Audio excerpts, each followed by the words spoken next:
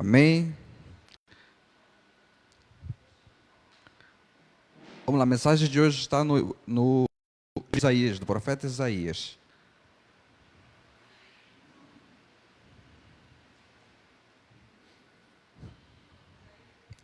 Isaías capítulo 1. Isaías 1.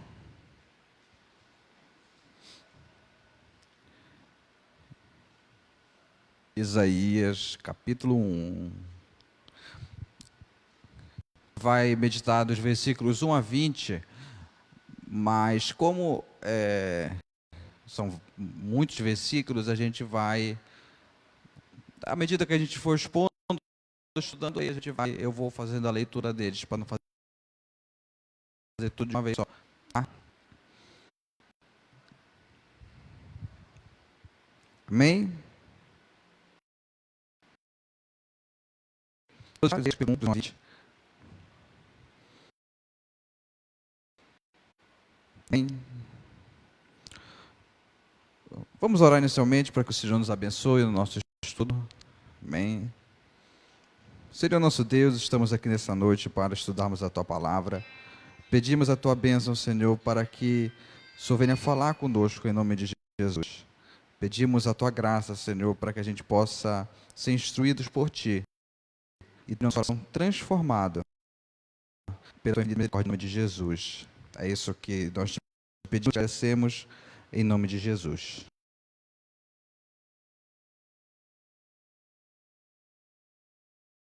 Bem, então, a mensagem do Isaías, por mais que ele tenha profetizado essa mensagem há mais de 2000 anos atrás, ela não é uma mensagem que se reduz somente a um período daquela época.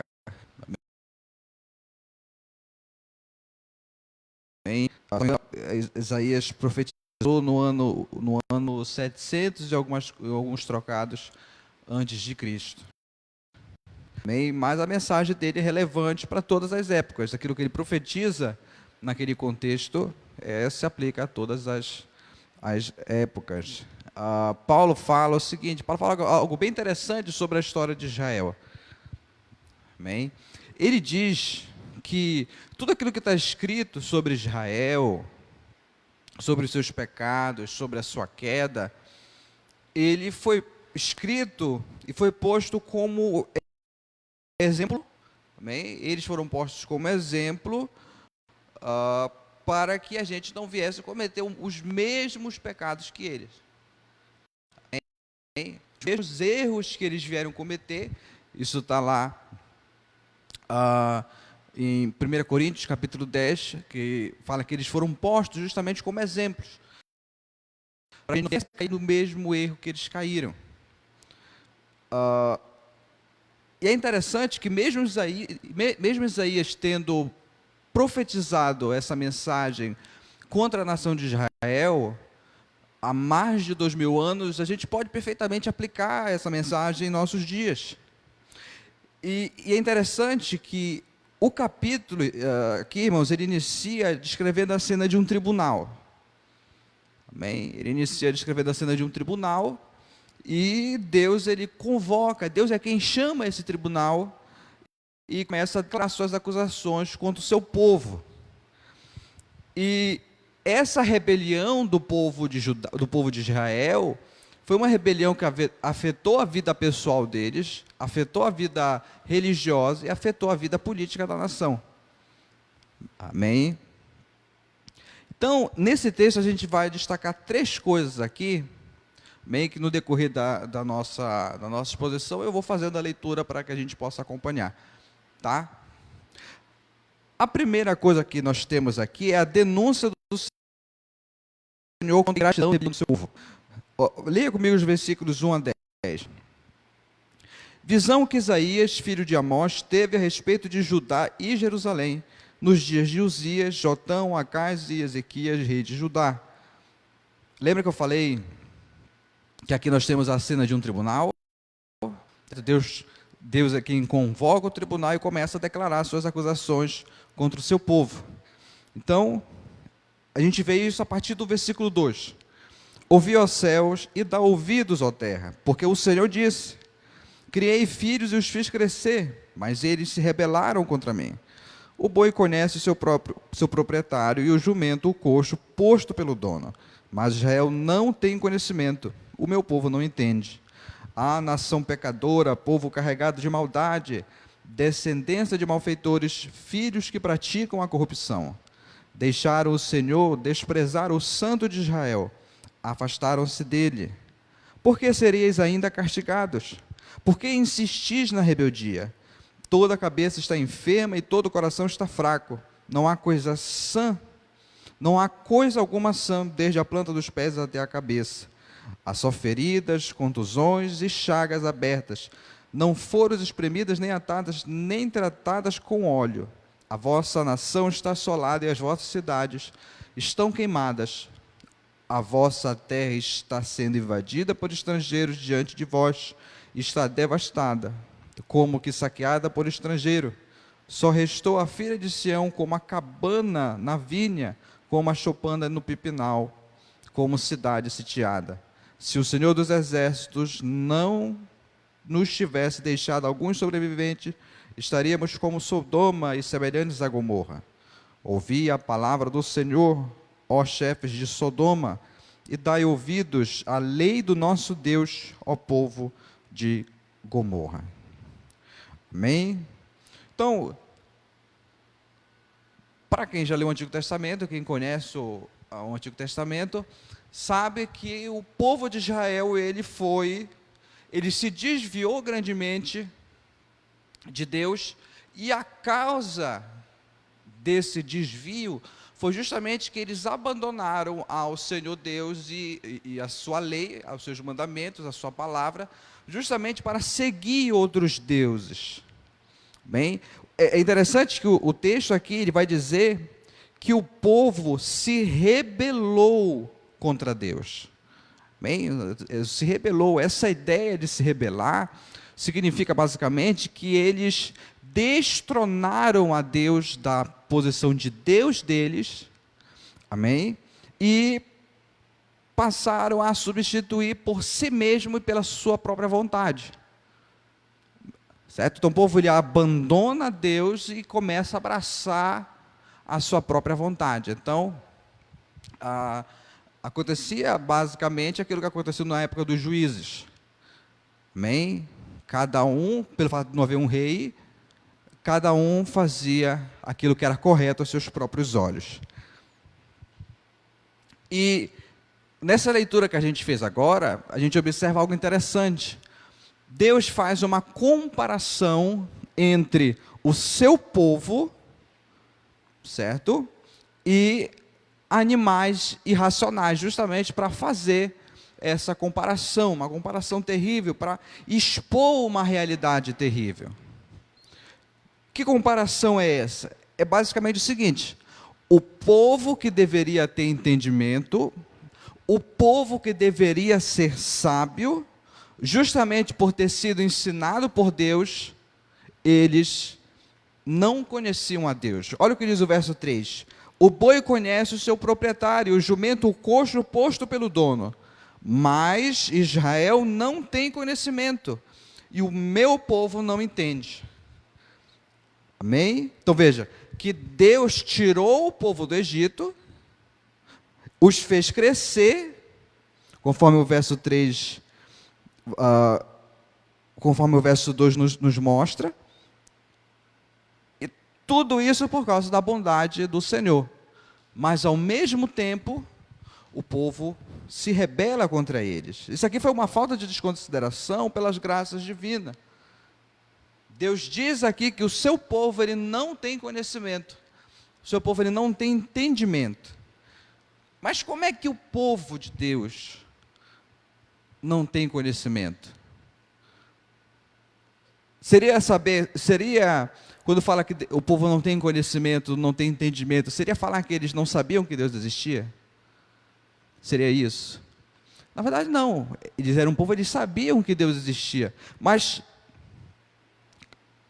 o conhecimento bíblico, irmãos, isso aqui acho que todos nós sabemos disso, ele é um conhecimento que, o conhecimento de Deus, o conhecimento bíblico, ele é um conhecimento prático, é um conhecimento que ele é acompanhado de prática. João, na sua carta, na sua primeira carta, diz o seguinte: aquele que diz eu o conheço e não guarda os seus mandamentos é mentiroso e a verdade não está nele. Então, qual era o problema da nação de Israel? Qual era o seu grave problema?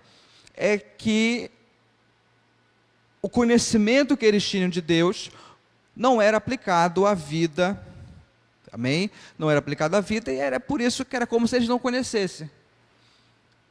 Deu para entender? Então, o conhecimento de Deus é um conhecimento prático, ele é um conhecimento que ele é aplicado à vida, não é somente a recepção de informações, certo? Então, a gente pode receber todas as informações possíveis sobre Deus, mas se ele não for um conhecimento aplicado, a gente não, é como se a gente não conhecesse ele. E essa era justamente a realidade de Israel na época da sua queda, porque Isaías profetiza ele. Veja o que está escrito dos versículos 4 a 6. A nação pecadora, povo carregado de maldade, descendência de malfeitores, filhos que praticam a corrupção, deixaram o Senhor, desprezaram o Santo de Israel, afastaram-se dele. Por que sereis ainda castigados? Por que insistis na rebeldia? Toda a cabeça está enferma e todo o coração está fraco. Não há coisa alguma sã, desde a planta dos pés até a cabeça. Há só feridas, contusões e chagas abertas. Não foram espremidas, nem atadas, nem tratadas com óleo. Amém? Então essa era a realidade do povo de Israel. E infelizmente, muitas vezes é a nossa própria realidade. Deus todos os dias se mostra como um pai amoroso, que cria os seus filhos, educa, orienta, guia, protege, mas o povo ele se rebela contra Deus e vira as costas para ele.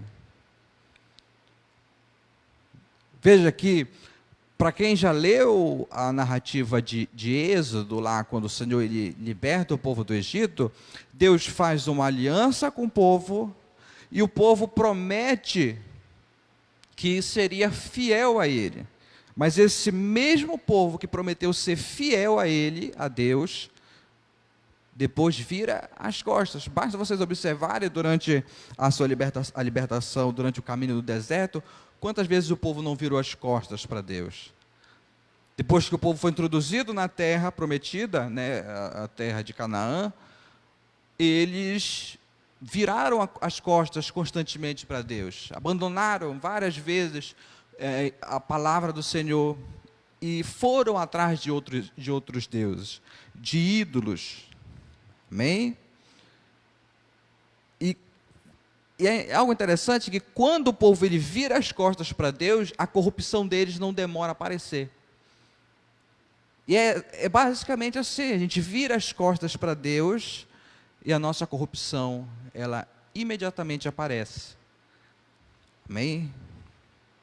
Então veja, que do ponto de vista humano, a nação aparentava estar prosperando. Bem, aparentava que estava bem do ponto de vista humano, mas do ponto de vista de Deus, a nação de Israel parecia como se fosse uma vítima infeliz que havia sido espancada da cabeça aos pés e deixada para morrer. É isso que a gente leu aqui nos versículos 5 a 6. Por que sereis ainda castigados? Diz o Senhor. Por que insistis na rebelião? Toda a cabeça está enferma e todo o coração está fraco. Não há coisa alguma sã, desde a planta dos pés até a cabeça. Há só feridas, contusões, chagas abertas. Não foram espremidas, nem atadas, nem tratadas com óleo. Essas feridas aqui, elas poderiam ser o pecado em si ou as consequências do pecado, não se sabe ao certo.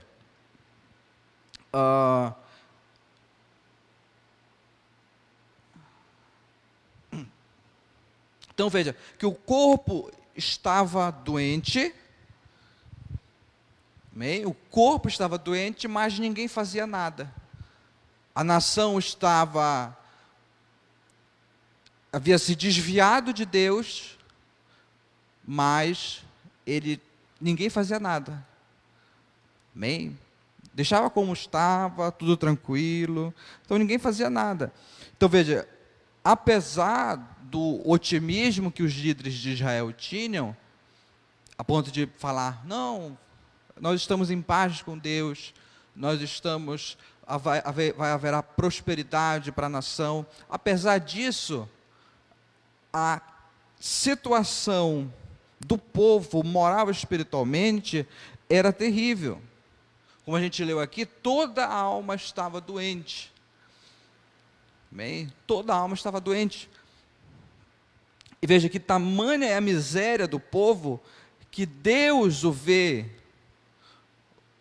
o povo como se fosse um campo de batalha, amém? Um campo de batalha, ou como um deserto que antes havia sido um jardim. Veja os versículos 7 a 8. A vossa nação está assolada, as vossas cidades estão queimadas, a vossa terra está sendo invadida por estrangeiros diante de vós, está devastada, como que saqueada por estrangeiros. Só restou a filha de Sião como a cabana na vinha, como a choupana no pepinal, como cidade sitiada. Então veja, que o povo não quis que Deus reinasse sobre eles, virou as costas literalmente para Deus, abandonou a Deus. Então, o que é que acontece? Deus entrega o seu povo aos estrangeiros. Amém? Entrega o seu povo a nações desconhecidas para que eles sofressem na mão delas, justamente como o castigo de Deus pela desobediência deles. Amém? E para não ser pouco, irmãos, tente imaginar o quanto eles ficaram humilhados ouvindo essa mensagem, quando eles foram comparados com as perversas cidades de Sodoma e Gomorra. Bem, para quem conhece a história de Sodoma e Gomorra, dos versículos 9 e 10, diz assim: se o Senhor dos Exércitos não nos tivesse deixado alguns sobreviventes, estaríamos como Sodoma e semelhantes a Gomorra. Ouvi a palavra do Senhor, ó chefes de Sodoma, dai ouvidos à lei do nosso Deus, ó povo de Gomorra. Bem, então veja, a nação que havia se desviado do seu Deus, o povo que havia se desviado do seu Deus, foi comparado com as perversas cidades de Sodoma e Gomorra. Essas duas cidades, irmãos, para quem conhece a história, elas foram postas como símbolo de perversão, no sentido mais alto que você possa imaginar, e também como símbolo do juízo divino. Amém? Ela é posta justamente para mostrar o que é que virá sobre aqueles que se rebelam contra Deus. Amém? Mas, apesar da hipocrisia do povo, ou apesar dessa apostasia do povo, apesar do povo se desviar, Deus, em sua graça, Ele deixa o remanescente, alguns verdadeiros crentes, para que a sua obra continuasse. Mas, como a gente sempre percebe, na ação de Deus, apesar da maldade do seu povo, Deus não desistiu deles. Amém?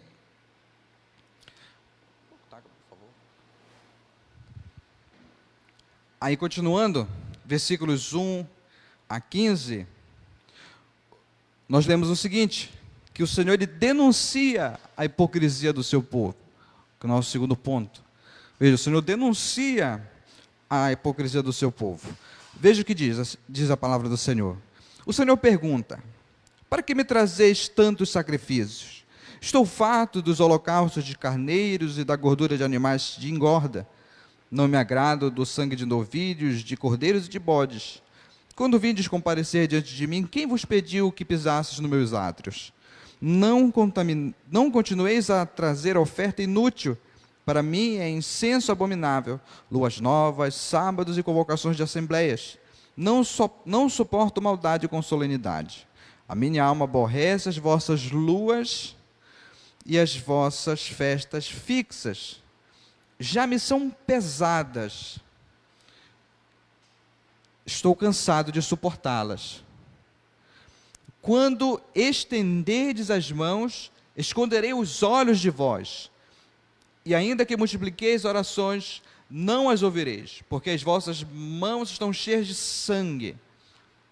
Amém? Então, aqui o Senhor está denunciando a hipocrisia do seu povo.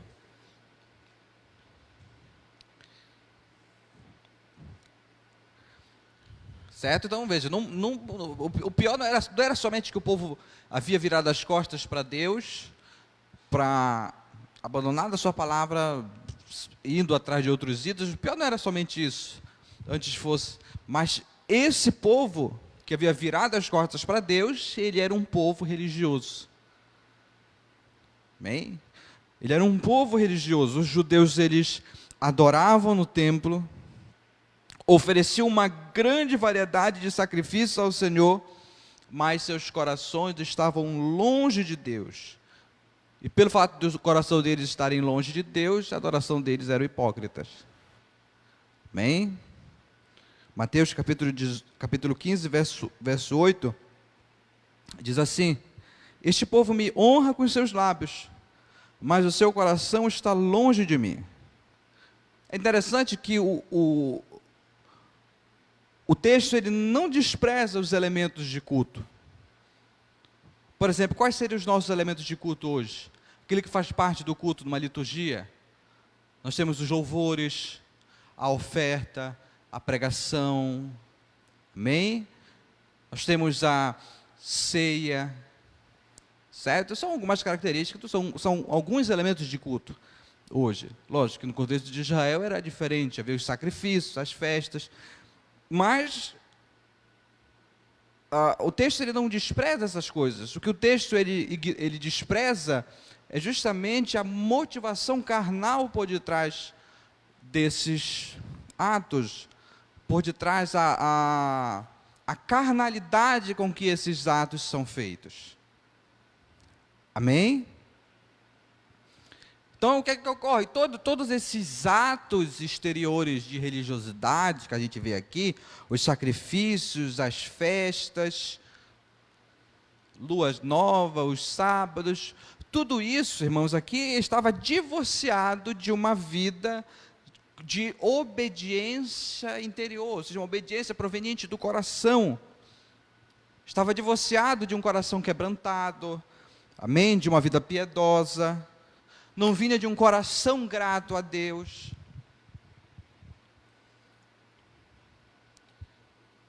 Então o Senhor fala que a adoração do povo, do seu povo, estava carregada de maldade, não era uma adoração sincera, amém? Não havia dedicação de coração da parte deles ao Senhor. Então veja, em vez de eles levantarem mãos santas aos céus em oração, o que é que eles faziam? Suas mãos estavam manchadas e cheias de sangue, cheias de maldade, por causa da multidão dos seus pecados. Olha, veja o que diz o verso 15. Quando estenderdes as mãos, esconderei de vós o rosto, esconderei os olhos de vós, ainda que multipliqueis as orações, não ouvirei, porque as vossas mãos estão cheias de sangue.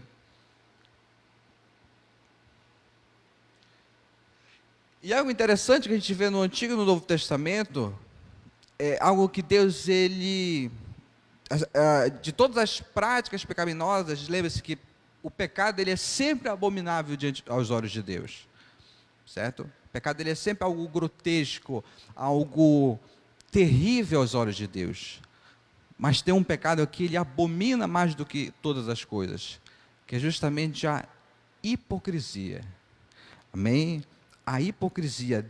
Isaías diz que Deus não suporta maldade com solenidade. Final do verso 13. Não suporto maldade com solenidade, ou seja, práticas religiosas carregadas de pecado. Amém? Práticas religiosas carregadas de pecado.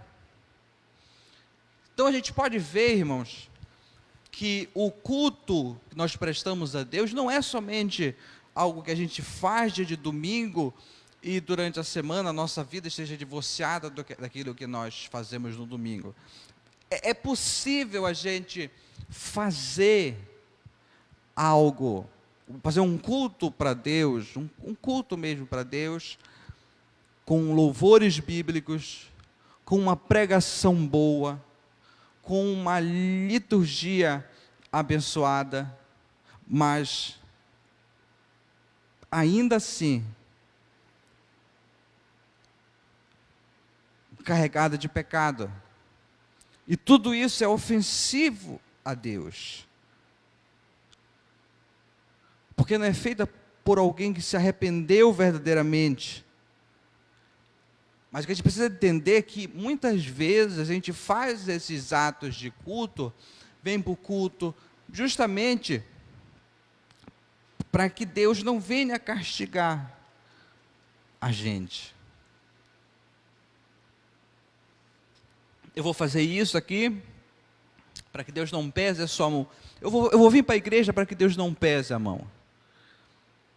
Eu vou cultuar Deus, porque lá é o melhor lugar, porque se eu sair, Deus vai me castigar. Então, de ver que a motivação da pessoa é uma motivação pecaminosa. Ela não é movida por um amor a Deus. Mas sabe o que é interessante? Que mesmo assim, mesmo diante de todas essas coisas, Deus chama ao arrependimento e conversão, dando uma promessa de perdão e restauração. Veja os versículos 16 a 20. Deus fala: lavai-vos e purificai-vos, tirai diante dos meus olhos as vossas obras más, parai de praticar o mal, aprendei a praticar o bem, buscai a justiça, acabai com a opressão, fazei justiça ao órfão, defendei a causa da viúva, vinde e raciocinemos, diz o Senhor. Ainda que os vossos pecados sejam como a escarlata, eles se tornarão brancos como a neve. Ainda que sejam vermelhos como o carmesim, se tornarão como a lã. Se estiverdes prontos a ouvir, comereis o melhor desta terra. Mas se recusardes e fordes rebeldes, serei destruído pela espada, pois a boca do Senhor o diz. Amém? Por que Deus deu toda essa advertência ao seu povo? Porque Deus, ele falou primeiro o pecado do seu povo. Amém? Porque Deus começa falando primeiro o pecado. E aqui é uma lição importante sobre evangelismo. O evangelismo, irmãos, ele sempre começa com a má notícia. Nós somos pecadores. Nós somos pecadores. Nós desobedecemos a Deus. Mas Deus, em sua graça, oferece uma solução para o nosso problema. E essa solução está em Cristo Jesus. Amém? Então, a gente percebe que Deus denuncia adverte o seu povo contra os seus pecados, exatamente para que o povo volte os seus corações a Ele em arrependimento. Veja, quem foi que deu o diagnóstico da doença? Foi Deus, por intermédio do profeta. Deus, ele deu o diagnóstico, Deus deu o problema, mas juntamente com o problema, ele dá a cura. Juntamente com a denúncia, ele oferece o perdão. E duas coisas são necessárias para aqueles que querem se aproximar de Deus em busca da sua graça e do seu perdão. Primeiro, o arrependimento. Verso 16. Lavai-vos e purificai-vos. Tirai diante dos meus olhos as vossas obras más. Parai de praticar o mal. O Senhor ordena que o seu povo se lave e se purifique. Mas não por meio de esforço humano. Não com a sua própria força, mas dependendo da graça de Deus. E isso é uma grande lição para a gente sobre o arrependimento. De nós fazermos as coisas dependentes da graça de Deus. Por quê? Porque a partir do momento que eu busco fazer as coisas pela minha própria capacidade, rápido eu percebo que eu vou fracassar a qualquer momento. Quantas vezes nós já tentamos abandonar o pecado com as nossas próprias forças, com a nossa própria capacidade, quando a gente vê no final, a gente não conseguiu. Amém? E o arrependimento, segundo o texto aqui, ele inclui o quê? Deixar de praticar o mal. O que isso quer dizer? Deixar de viver habitualmente no pecado. Amém? Segundo, é necessário conversão. Veja o verso 17. Aprendei a praticar o bem, buscai a justiça, acabai com a opressão, fazei justiça ao órfão, defendei a causa da viúva. Não basta somente deixar de fazer o mal. Nós precisamos aprender a praticar o bem, ou seja, a viver de acordo com a vontade de Deus. Então, algo que a gente percebe é o seguinte: eu não faço nada de errado, eu não faço mal, mas também não faço nada de bom. Amém? Não faz nada de errado, mas também não faz nada de bom. Certo? Então veja, que a conversão era acompanhada desses dois pontos: abandono do pecado e a obediência à vontade de Deus, andar de acordo com a vontade de Deus. Então buscamos aplicar a justiça, a honestidade, retidão às situações da vida.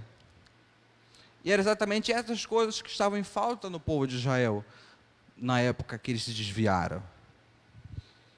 Então o Senhor ele vai chamar esse povo a pôr um ponto final. Bem, um ponto final na situação.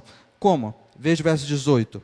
Vinde e raciocinemos, diz o Senhor, ainda que os vossos pecados sejam como a escarlata, eles se tornarão brancos como a neve, ainda que sejam vermelhos como o carmesim, se tornarão como a lã. Essa palavra, irmãos, aqui, raciocinemos, verso 18, significa decidir um caso no tribunal. Lembra que na introdução eu falei, no começo eu falei que a cena que nós temos aqui é de um tribunal. Amém? Deus convoca o tribunal e declara a acusação contra o seu povo, mas, ao invés do juiz anunciar o julgamento contra o seu povo rebelde, o que é que ele faz? Ele oferece o perdão ao seu povo. Então, veja, se esse povo desse atenção ao chamado de Deus, para que ele se arrependesse e se convertesse a Deus, eles seriam perdoados, conforme o verso 18 nos ensina. Deus tinha motivos para castigar o seu povo, e motivos de sobra, mas mesmo assim, em sua graça, ele concede o perdão e a restauração espiritual para o seu povo. Então veja, que a obediência a esse chamado resultaria em bênçãos, verso 19, se estivesse prontos a ouvir, comereis o melhor dessa terra, mas ignorar levaria à destruição, verso 20. Mas se recusar e fosse rebeldes, sereis destruído pela espada, pois a boca do Senhor o diz. Amém? A conclusão, irmãos, disso aqui é a seguinte: muitos de nós se considera povo de Jesus, amém? Todos nós nos consideramos como igreja de Deus. Mas ocorre o seguinte, que muitas vezes nós esquecemos quem Deus é e o que Ele fez por nós. E é muito fácil, irmãos, nós virarmos as costas para Deus. Basicamente, todo dia nós desprezamos a sua palavra para nossas vidas e a gente quer fazer do nosso jeito. A gente quer tomar as nossas decisões. E é muito difícil a gente considerar a vontade de Deus quando a gente vai tomar uma decisão no nosso dia a dia. Amém? Então, a gente começa a viver uma vida afastada de Deus, a gente quer ser fiel a Deus, a gente quer ser de Deus, mas longe dos seus caminhos. Eu quero servir a Deus do meu jeito, da minha maneira. E conforme a gente falou no decorrer da nossa exposição, Quando isso acontece, a nossa podridão, a podridão do nosso pecado, não demora a aparecer. Ela começa a endurecer de tal modo o nosso coração que nos tornamos insensíveis a ele. Então, para a gente pensar que está tudo tranquilo, amém? Está tudo bem, eu começo a fazer alguns atos de religiosidade, justamente com a intenção de abafar os meus pecados, começo a fazer algumas práticas religiosas, como ir à igreja, orar, ler a Bíblia, e tudo isso são coisas boas. Ir à igreja é bom, orar ao Senhor é bom, ler a Bíblia é bom, amém? Mas muitas vezes a gente faz isso com o coração afastado de Deus. Amém? A gente faz isso com o coração afastado de Deus. Vivemos uma vida longe de Deus. E quando eu falo longe de Deus, irmãos, eu não falo longe da igreja. Amém? Você não pode confundir as coisas. Quando eu falo longe de Deus, eu não falo longe da igreja. Certo? Fala viver uma vida de desobediência a Deus. Uma vida de desobediência a Deus. A gente vive uma vida longe de Deus, e para que Deus não pese a sua mão sobre nós, a gente continua fazendo os nossos atos de religião, amém? Se esconde atrás de uma máscara de religião. Por quê? Porque na nossa consciência, se eu fizer isso, Deus vai se agradar de mim. Amém? Mas se eu não fizer, não vai ter mais quem me cubra dos meus pecados.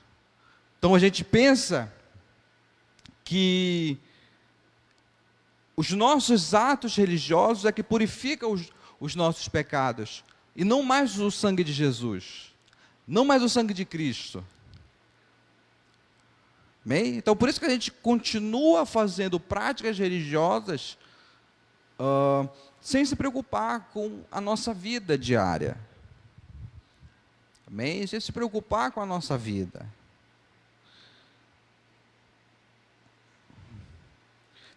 A gente vê, segundo pesquisas, diz que uma grande parte da população se diz religiosa. Amém? Grande parte da população se diz religiosa. E basicamente quase todo lá existe uma Bíblia. Amém? Existe uma Bíblia. Mas a gente vê que nada disso condiz com a realidade. Se você sair aqui, você vai ver que basicamente em cada canto tem uma igreja. Na verdade, cada canto tem uma igreja. Mas a gente não vê nenhuma diferença. Eu não digo uma diferença na sociedade em geral, mas pelo menos no meio que a pessoa vive, não há uma diferença. Amém? Olha, a taxa de divórcio, a corrupção continua aumentando, e não há uma influência da igreja, não há uma influência dos crentes, por assim dizer. Almas necessitadas pedindo socorro, enquanto igrejas gastam milhões e milhões por ano na construção de megatemplos. Então, basicamente, a igreja tem perdido a sua relevância para o mundo. E tudo isso porque nós deixamos de... Ou, melhor dizendo, tudo isso acontece porque perdemos a nossa identidade como povo santo e zeloso de boas obras. Quando a gente pega, irmãos, a gente ri quando a gente vai contar sobre o nosso pecado. Amém? A gente ri. Ah, foi só uma mentirinha. Amém? Mas o pecado, ele é algo sério. Certo? O pecado, ele não é algo para a gente contar rindo.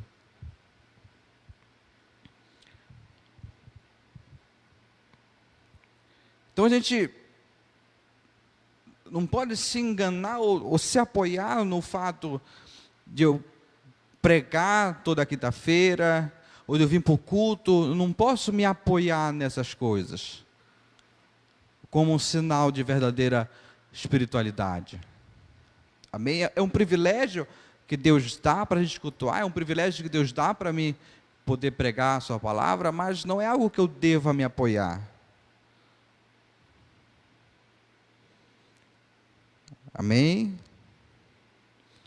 Se a nossa vida ela não for acompanhada de obediência, de um coração grato, sincero e submisso a Jesus Cristo, nada do que a gente venha a fazer tem alguma importância. A gente não pode pensar que nós podemos enganar o Senhor. Ele fala em Mateus 7, nem todo o que me diz Senhor, Senhor entrará no reino dos céus, mas aquele que faz a vontade de meu Pai que está no céu. Então é por isso, irmãos, que Deus ele chama a gente, assim como ele chamou o seu povo no Antigo Testamento, ao arrependimento, a que a gente confesse a nossa rebelião contra Ele e nos volte para Ele em arrependimento verdadeiro. Porque onde há um arrependimento verdadeiro, um coração quebrantado, nós temos a promessa de um perdão e de restauração. Isaías disse que Jesus, o servo sofredor, é o remédio que cura as feridas causadas pelo pecado. Amém? A gente leu isso hoje. O povo estava carregado de enfermidade por causa dos seus pecados. Mas Isaías fala que Jesus Cristo é o remédio que cura as feridas do pecado. Isaías 53, verso 5, fala sobre isso. Verdadeiramente Ele tomou sobre si as nossas enfermidades e levou sobre si as nossas dores. E nós o consideramos aflito, ferido por Deus e oprimido. Mas Ele foi ferido por causa das nossas transgressões e esmagado por causa das nossas maldades. O castigo que nos traz a paz estava sobre Ele, e por seus ferimentos fomos sarados. Todos nós andávamos desgarrados como ovelhas, cada um se desviava pelo seu caminho. Mas o Senhor fez cair a maldade de todos nós sobre Ele. Amém?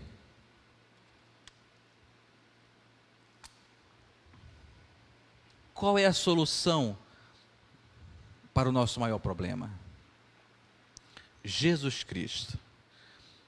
Jesus Cristo é a solução para o nosso maior problema. Qual é o nosso maior problema? Doença? Problema familiar? Falta de dinheiro? Falta de emprego? Não, o nosso maior problema é o nosso pecado. Esse é o nosso maior problema. Esse é o nosso maior problema. Então, somente por meio de Cristo, a gente sabe, somente por meio dele nós podemos receber o perdão de nossos pecados e restauração do nosso coração caído, para que aí sim a gente venha oferecer um culto que é aceitável a Deus. Amém? Um culto que é aceitável a Deus. Por quê? Porque Cristo, Ele nos dá de presente o seu Espírito Santo. E esse Espírito Santo santifica a nossa vida, para que a gente não mais ofereça um culto a Deus divorciado de uma vida reta. E esse culto, irmãos, não é mais um culto resumido ao templo, como era na antiga aliança, no Antigo Testamento, mas é um culto que vai além. E essa é a vantagem, nós que vivemos na dispensação de Jesus Cristo. Que o nosso culto não é resumido apenas a um lugar. O culto de Deus, ele começa quando você acorda, quando você vai trabalhar, vai para a escola. Você já parou para pensar que todo momento você está cultuando a Deus? Todo momento você está servindo a Deus? Amém? Lógico que tem um culto que você faz individualmente, com a sua vida, e tem um culto que você faz coletivamente com seus irmãos. Mas, todo momento nós estamos cultuando a Deus. Todo momento nós estamos servindo a Ele, nós estamos adorando a Ele. Bem? E o Senhor, Ele tem dado tudo que é necessário para vivermos uma vida que o agrade. Cristo conquistou todas as bênçãos necessárias para que nós pudéssemos viver uma vida piedosa, uma vida que fosse agradável a Deus. Veja, versículos 3 de Efésios capítulo 1. Bendito seja Deus e Pai de nosso Senhor Jesus Cristo, que nos abençoou com todas as bênçãos espirituais nas regiões celestiais em Cristo. Temos tudo o que é necessário para uma vida de piedade. Então, irmãos, não desconsideremos essas palavras de hoje. Que a gente não se esconda atrás de nossas idas na igreja, atrás de nossas leituras, de nossas orações, de nosso glória a Deus, de nossa religiosidade, que a gente não se esconda atrás disso, mas que a gente possa dar ouvidos a essa advertência do Senhor contra o seu povo, essa repreensão do Senhor contra o seu povo, porque a gente sabe que essa repreensão, a Bíblia fala o seguinte, isso é bem interessante, que Deus repreende a quem Ele ama. Deus repreende e corrige aquele a quem ama. Amém? Então a gente não pense, olha, essa mensagem era para o fulano que deveria estar aqui ouvindo essa mensagem. Não, essa mensagem era para mim. Essa mensagem era para mim. C.S. Lewis, ele fala algo bem interessante. Ele diz, se o maior pecador que você conhece não for você, você precisa se conhecer melhor. Amém? Então, eu sou o principal pecador. Essa mensagem, ela é para mim. Essa é a nossa consciência. Essa mensagem, ela é para mim. Então, sabendo disso, eu posso confessar o meu pecado a Ele. Por quê? Porque Ele é fiel e justo para perdoar os meus pecados e purificar de toda injustiça. E com isso, a gente pode viver uma vida inteiramente ao Senhor de todo o nosso coração, em santidade. Eu termino falando 4 verdades para nossas vidas. Primeiro, fuja do pecado ou o pecado vai destruir você. Amém? Segundo, não se esconda atrás de uma máscara de religião, pois o Senhor, Ele não olha a aparência, o Senhor olha o coração. Terceiro, se chegue a Cristo por meio da fé e arrependimento sincero. E por fim, lembre-se que a marca do verdadeiro crente é o arrependimento diário e a perseverança nos caminhos do Senhor. Amém? Que Deus possa nos ajudar a viver uma vida para Ele. Vamos orar? Senhor nosso Deus, estamos aqui nesse momento encerrando mais um estudo, pedindo a Tua infinita graça, essa noite, para que a gente possa viver uma vida diariamente em culto ao Teu nome. Oro pedindo a Tua graça sobre a minha vida e sobre a vida dos meus irmãos, para que o nosso culto não seja resumido a somente um dia da semana, Senhor, mas todo dia. Que isso possa nos derramar graça, para que a gente viva para Ti, com um coração grato, sincero e obediente à Tua vontade, mas não confiando em nós mesmos, mas unicamente em Jesus Cristo, aquele que morreu pelos nossos pecados.